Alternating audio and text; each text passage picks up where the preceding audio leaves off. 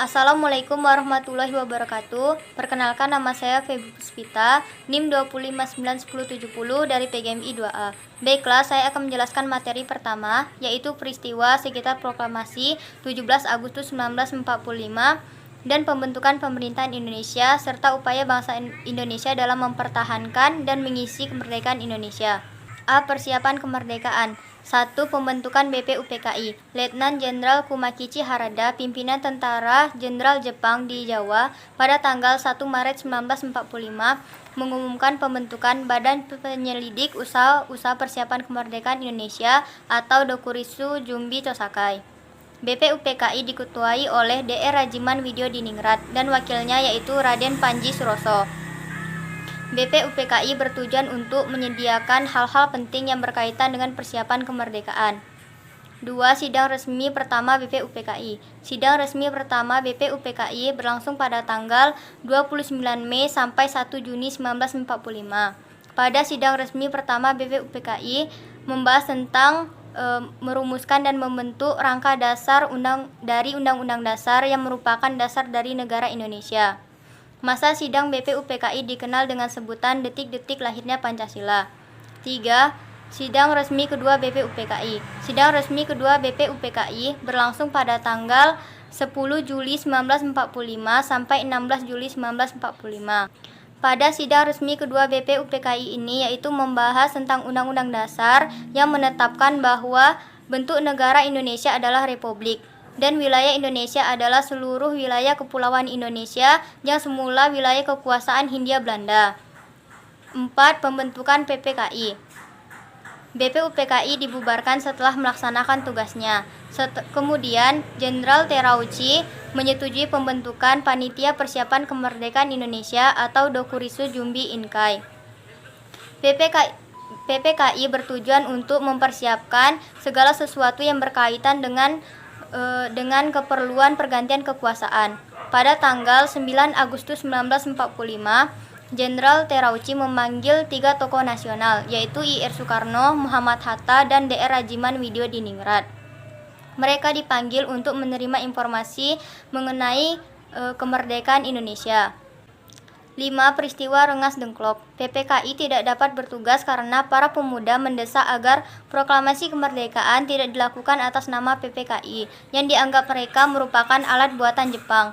Bahkan rencana rapat pada tanggal 16 Agustus 1945 tidak dapat dilaksanakan karena terjadi peristiwa Rengas Dengklok. Peristiwa Rengas Dengklok telah mengubah jalan pikiran I.R. Soekarno dan Muhammad Hatta. Mereka telah menyetujui bahwa proklamasi kemerdekaan harus segera dikumandangkan.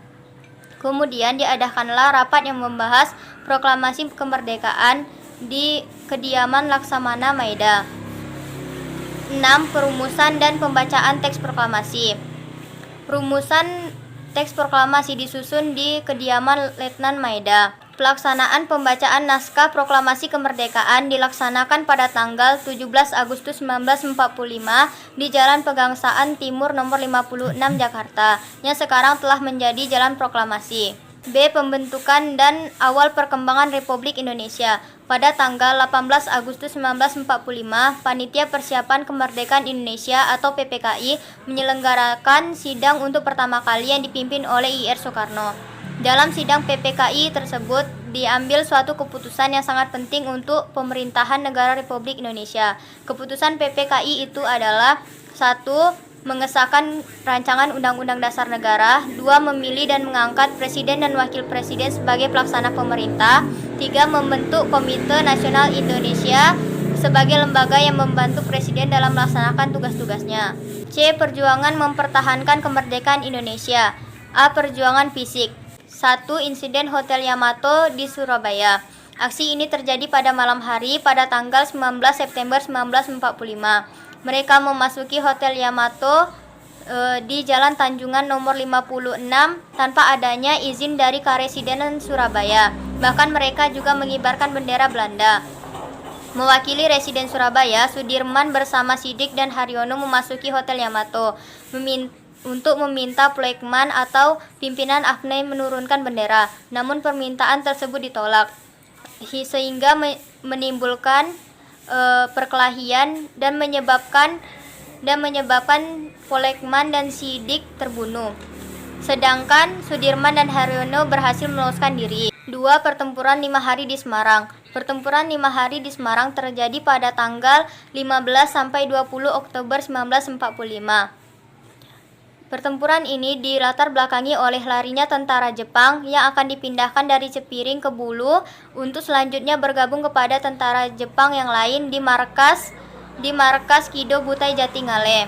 Pertempuran 5 hari ini berlangsung di pusat kota Semarang. 3. Pertempuran Ambarawa di Magelang. Pertempuran Ambarawa di Magelang terjadi pada tanggal 12 sampai 15 Desember 1945. Peristiwa ini diawali oleh Sekutu dan Nica yang mempersenjatai kembali tawanan perang. 4. Pertempuran Medan Area. Pertempuran Medan Area terjadi pada tanggal 10 Desember 1945 yang diawali oleh Sekutu dan Nica yang melakukan serangan besar ke kota Medan. Akibat serangan ini banyak korban yang berjatuhan. 5. Bandung Lautan Api. Sesuai dengan namanya, pembakaran di Bandung yang dilakukan oleh penduduk bertujuan untuk pengosongan kota dari pasukan AKNE. 6. Peristiwa Merah Putih di Manado. Dinamakan peristiwa Merah Putih karena setelah sukses merebut tangsi militer Teling, para pemuda dan pejuang melakukan upacara bendera sebagai bentuk Indonesia telah merdeka. Baiklah, hanya itulah yang dapat saya jelaskan. Jika ada kesalahan, saya mohon maaf. Saya akhiri. Wassalamualaikum warahmatullahi wabarakatuh.